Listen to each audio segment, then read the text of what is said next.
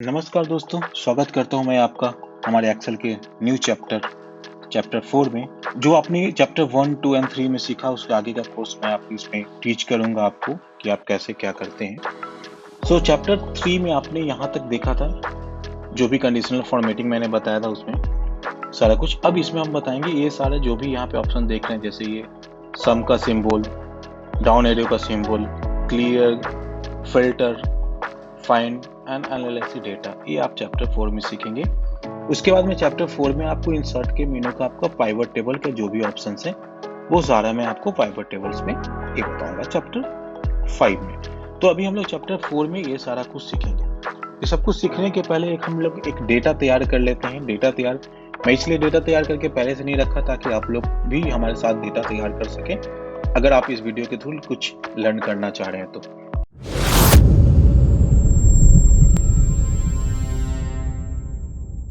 सबसे पहले मैं कुछ भी हेडिंग्स यहाँ पे दे देता हूँ। मान लीजिए नेम, उसके बाद यहाँ पे कुछ भी नंबर करके मैंने यहाँ पे हेडिंग्स मैंने बनाया।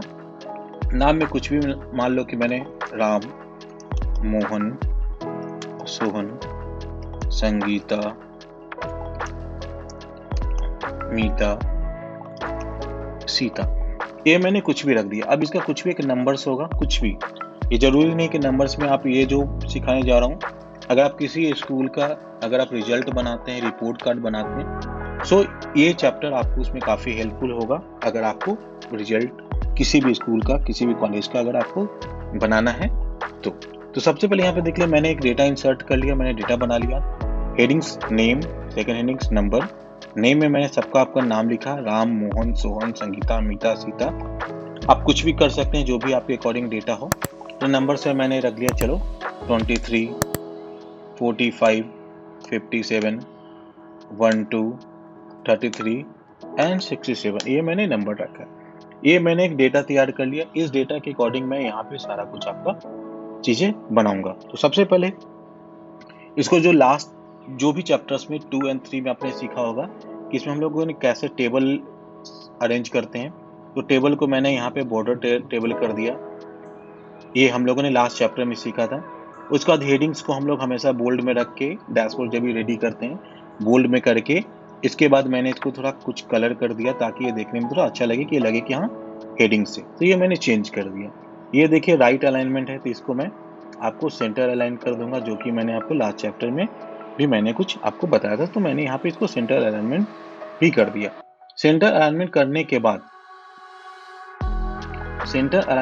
के बाद इसको अब हम लोग एक डेटा तैयार कर लेंगे कि कैसे क्या करते हैं। ये डेटा हमारा रेडी हो गया, राइट। सो अब हम लोग इसको करने के बाद अब यहाँ पे देखते हैं, सबसे पहले ऑप्शन यहाँ पे सम का है, तो इसको मैं बाद में बताऊंगा सम कैसे करते हैं। सम जो भी आप मैथ्स में जो सम करते हैं, जोड़ना, सब्ट्रैक्ट यानी घटाना, मल्टीपल यानी कि जो गुना करते हैं, डिवाइड यानी कि जो भाग करते हैं, वो सारा आप इस चैप्टर में यानी चैप्टर 4 में हम लोग सीखेंगे। तो सबसे पहले हम लोग करते हैं यहाँ पे सम करने के लिए क्या है, यहाँ पे डायरेक्ट सम का एक फॉर्मूला बना है, sum, average, count, max and mean and more function.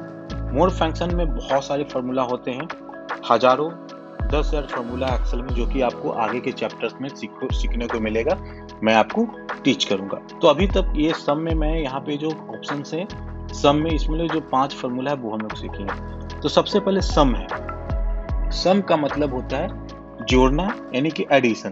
तो ये जितने भी नंबर्स है इसको हम लोग जोड़ेंगे। तो यहाँ पे अब जहाँ पे भी इसको जोड़ना चाहते हो आप वहाँ पे इस सेल को सेलेक्ट कर लेंगे। अगर मैंने नीचे पे सेल को सेलेक्ट करके मैं यहाँ पे सम पे क्लिक करूंगा, ऑटोमेटिक यहाँ पे ये सम देख लो, ये टोटल का सम 237 हो गया। यानी टोटल का सम 237 जो होना है वो यहाँ पे ऑटोमेटिक यहाँ पे आ गया। अब यहाँ पे देखेंगे सम के बाद, अब चलो ये मैं दूसरे सेल्स में करता हूँ। चलिए मैं यहाँ पे अगर सेल्स को सिलेक्ट करके मैं इस सेल्स में अगर सम का फॉर्मूला लगाता हूँ, तो यहाँ पे क्लिक करूंगा तो यहाँ पे सेलेक्ट करने का ऑप्शन आ गया, लेकिन यहाँ पे सेलेक्ट पूरा नहीं किया। तो हम लोग इसको ड्रैग करके यहाँ पे पूरा सेलेक्ट कर लेंगे। और सेलेक्ट करने के बाद देखें यहाँ भी अगर मैंने सम का फॉर्मूला लगाया तो 237 आया और यहाँ पे भी 237 ही आया। सो अब इसके नेक्स्ट फार्मूला में हम लोग चलते हैं, जो कि यहाँ पे क्या है, एवरेज। एवरेज का जो फार्मूला हम लोग स्कूल में क्या पढ़ते थे, अगर मैं एवरेज की फार्मूला की बात करूं तो स्कूल में हम लोगों ने पढ़ा है, कॉलेजेस में हम लोगों ने पढ़ा है कि टोटल सम डिवाइड बाई क्या होता है, total sum divide by total number.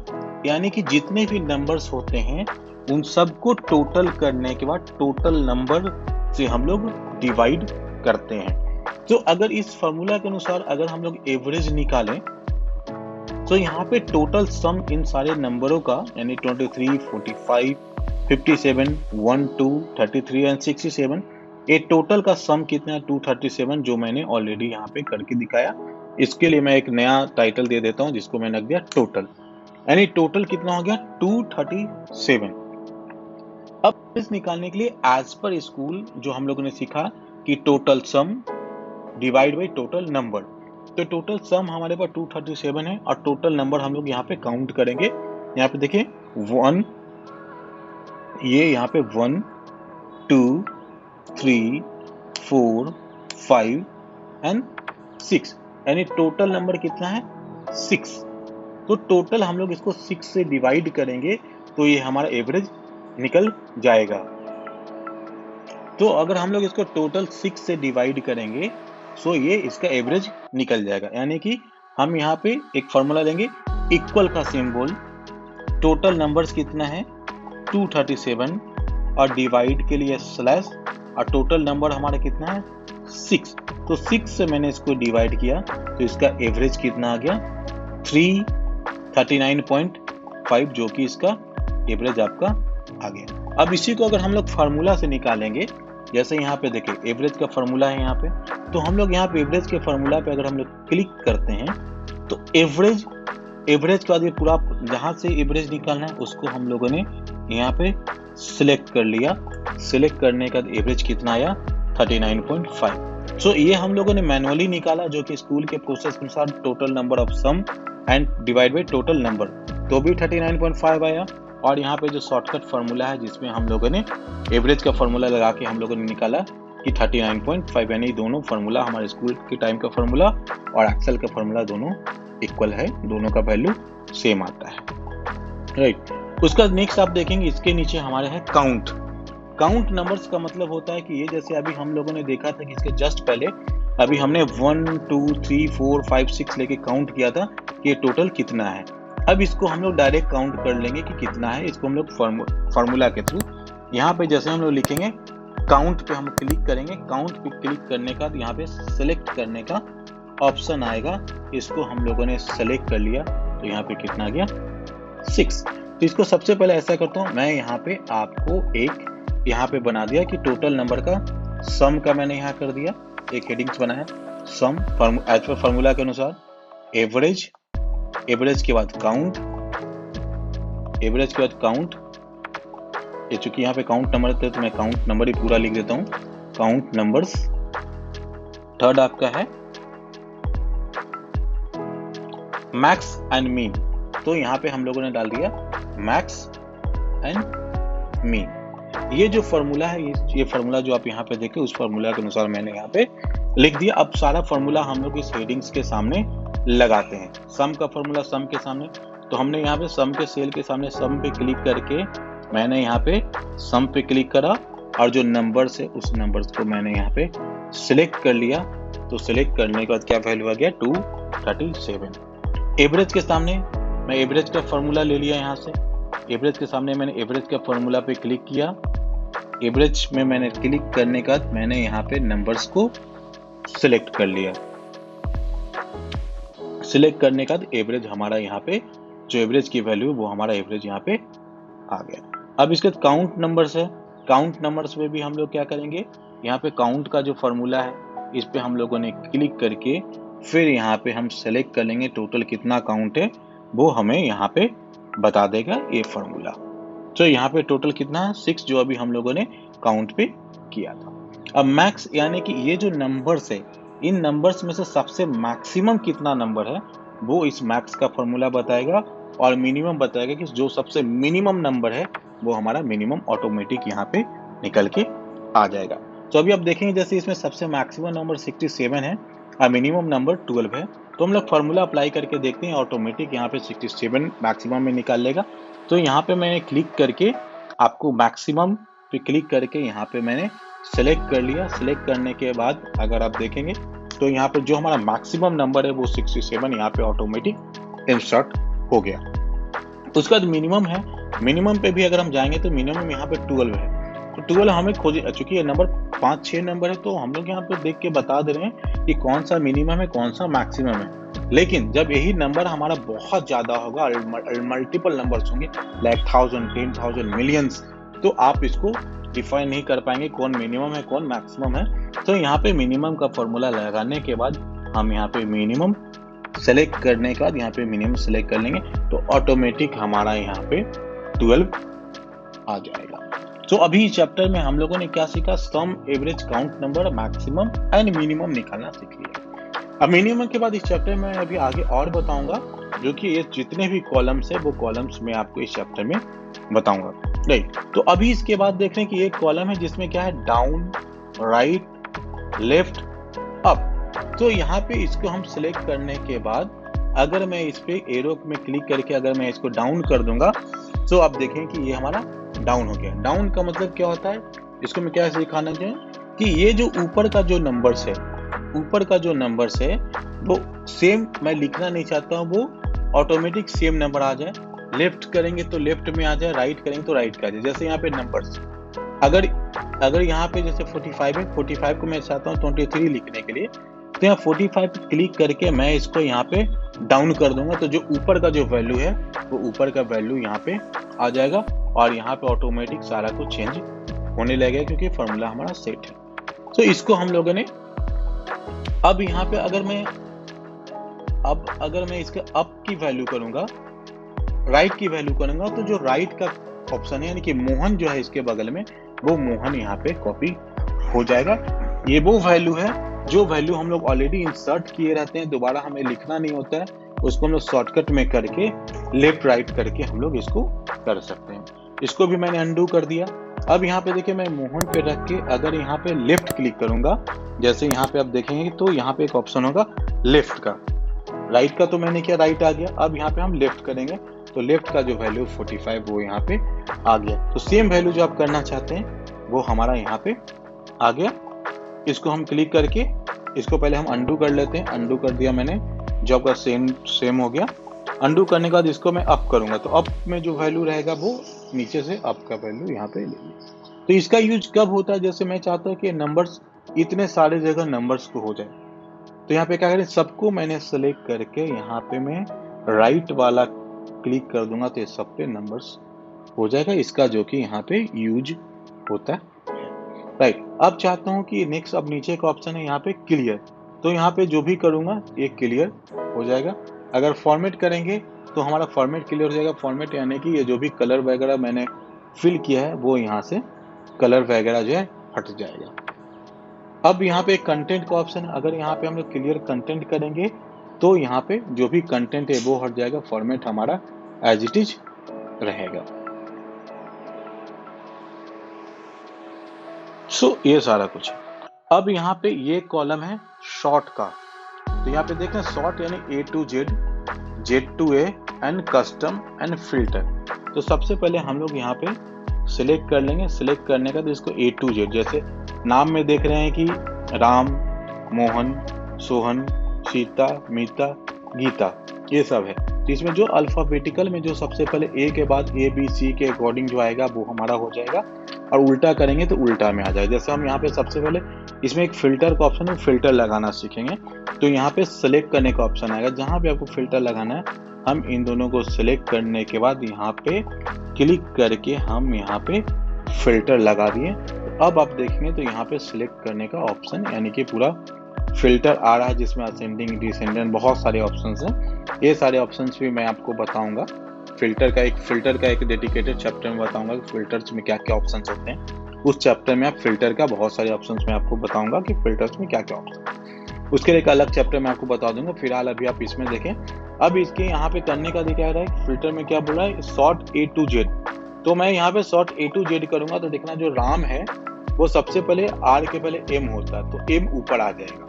यहाँ पे देखना, अगर मैंने यहाँ पे शॉर्ट A to Z किया तो देखो M वाला पहले आ गया और S वाला सबसे नीचे हो गया। इसी को अगर मैं Z to A करूंगा तो ये उल्टा हो जाएगा। तो यानी कि जो T है वो सबसे ऊपर, ऐसे आपका ये हो रहा है।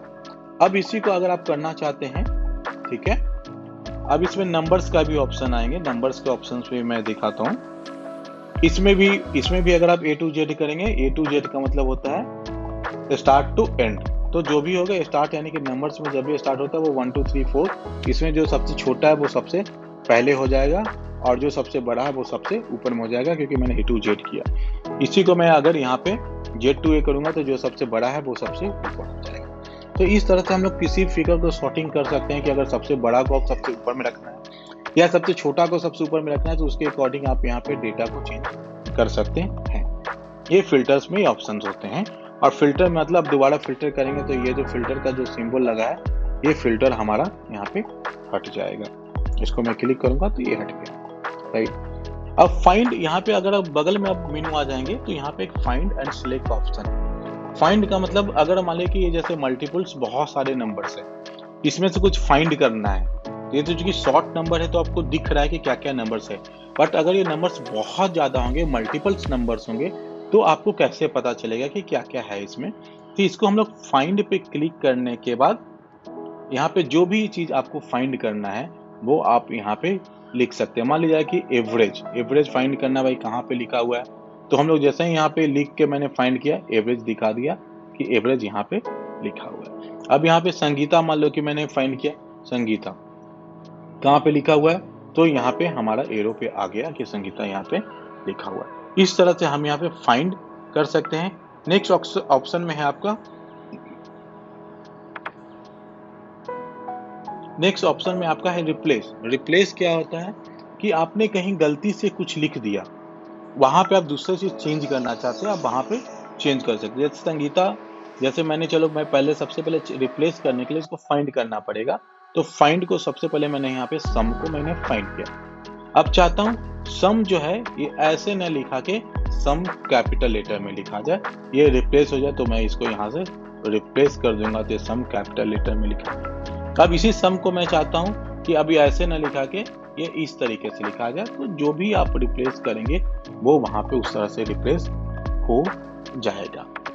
सो ये जो रिप्लेसमेंट का जो फॉर्मूला होता है, रिप्लेस का मतलब होता है कि आप कुछ भी चीज आप पहले जो लिखना चाहते हैं आप उसको रिप्लेस कर सकते हैं, अगर आपको कुछ भी गलती हो गई है चीजों में। तो गोटू में क्या कि आप कहाँ पे जाना चाहते हैं, आप जहाँ भी जाना चाहते हैं आप वहां पे इसमें जा सकते हैं। जैसे मैंने 1 2 लिखा तो सीधे जो 1 2 है वहां पे चले जाएंगे। लेकिन इसका जो यूज होता है जनरली गोटू में पेजेस वगैरह में कुछ लंबे फिगर है, इसके लिए मैं अलग चैप्टर आपको बताऊंगा कि गोटू में क्या है। गोटू का जो स्पेशल ऑप्शन है, गोटू का जो स्पेशल ऑप्शन, ये सारा मैं आपको बताऊंगा। फार्मूला में भी जा सकते हैं, किस फार्मूला में आपको जाना है, कहाँ का फार्मूला लगा है वो हम लोग सेलेक्ट करना चाहते हैं, वो सेलेक्ट हो गया। अगर कहीं पे कंडीशन फॉर्मेटिंग लगा है तो वो सेलेक्ट कर, जैसे कंडीशन फॉर्मेटिंग मैंने इसमें, मान लीजिए जैसे लास्ट चैप्टर मैंने आपको सिखाया था, कंडीशन फॉर्मेटिंग मैंने इसमें लगा दिया कि जो भी ग्रेटर देन आपका 50 हो उसमें हाईलाइट हो जाए, तो मैंने यहाँ पे 50 करके मैंने यहाँ पे एक फार्मूला लगा दिया, तो वो हाईलाइट हो जाएगा, जो कि यहाँ पे आप देखिए क्लिकिंग हो जाएगा। तो अब यहाँ पे मैं क्लिक करूंगा, लेकिन यहाँ पे फाइंड का ऑप्शन, अगर मैं यहाँ पे कुछ कंडीशन फॉर्मेटिंग का जो क्लिक करूंगा तो कंडीशन फॉर्मेटिंग जहाँ पे भी लगा है वहाँ पे इस कॉलम को ये फाइंड कर देगा। उसी प्रकार यहाँ पे बहुत सारे ऑप्शन है, कंटेंट, डेटा वैलिडेशन अब कहीं पे लगा है तो वहाँ पे फाइंड कर देगा। डेटा वैलिडेशन का मैं एक अलग चैप्टर बताऊंगा, ये चीजें हैं जो आपको डिफरेंट चीजें हैं, तो वो मैं आपको अलग चैप्टर में बताऊंगा, तब चीजें आपको रिलेट करने में थोड़ा ईजी हो जाएगा। तो अभी तक के लिए ये हमारे चैप्टर 4 में आपने सीखा। बगल में आपका डेटा एनालिसिस है, जो कि आपके एक्सेल में नहीं होगा और ये ऑनलाइन ऑप्शन में आपको आएगा जब आपका नेट कनेक्ट होगा, जब आप वैलिड एक्सेल परचेज करेंगे माइक्रोसॉफ्ट एक्सेल, जो कि माइक्रोसॉफ्ट एक्सेल से आप कनेक्टेड होंगे, तभी जाके यहाँ पे डेटा वैलिडेशन का ऑप्शन आएगा। आप चाहें तो इसके अकॉर्डिंग कोई भी डेटा वैलिडेशन का काम यहाँ पे कर सकते हैं, जो कि आपको ऑटोमेटिक डेटा एनालिसिस हमारा करके माइक्रोसॉफ्ट एक्सेल देगा। कि अगर आप टेबल बनाना चाहते हैं टेबल दे देगा, अगर आप बार में बनाना चाहते हैं, सर्किल में बनाना चाहते हैं, तो सब कुछ यहाँ पे डेटा वैलिडेटर में दे देगा। ये सर्विस तभी काम करेगा जब आपके पास ये पेड एक्सेल हो, एक्टिवेटेड एक्सेल हो, तो ये ऑनलाइन कनेक्ट के थ्रू दिखाएगा, ऐसा ये नहीं दिखाएगा। तब तक के लिए दोस्तों, अपने चैप्टर 4 में हमने आपको सिखाया। चैप्टर 4 के बाद आप चैप्टर 5 का अपडेट करें। अगर आप हमारे चैनल पर नए हैं तो हमारे चैनल को सब्सक्राइब करें, लाइक करें, शेयर करें, ताकि वीडियो मैक्सिमम से मैक्सिमम लोगों तक पहुंच पाए और जिनको एक्सेल की नीड है वो एक्सेल हमारे इस चैप्टर से लर्न कर सके। तब तक के लिए दोस्तों, चैप्टर 5 के लिए दोस्तों आप लोग का बहुत बहुत धन्यवाद। हमारे चैनल पे आए, इस वीडियो को देखा और सीखा। Thank you guys, thank you so much.